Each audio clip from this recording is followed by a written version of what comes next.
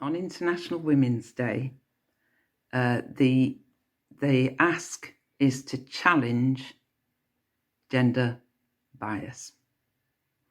Now, I'm somebody who has worked all my career in social work, and the majority of social workers are women. 85% of children and family social workers are women. And now with responsibilities across education and all children's services, it's worth noting that 76% of teachers are women. It's also worth noting that now, and it is a very recent, 60% of directors of children's services are women. I know that there is no difference in terms of gender, in terms of who can be and who is a good social worker.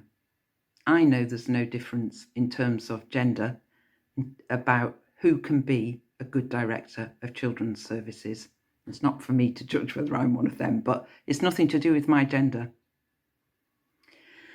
However, where gender bias does come in, and where we have an absolute obligation to the generation that follows, to our children, to young people, to each other, is to make sure that gender bias does not in any way influence the choices, aspirations, and ambitions that we hold for ourselves and each other.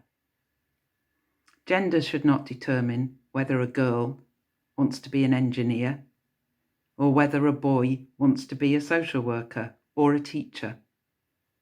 It should be their interests and their abilities that determine where they want to achieve and who they want to be.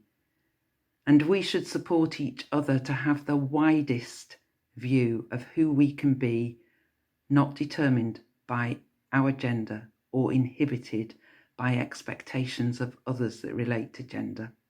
And so that's my ask.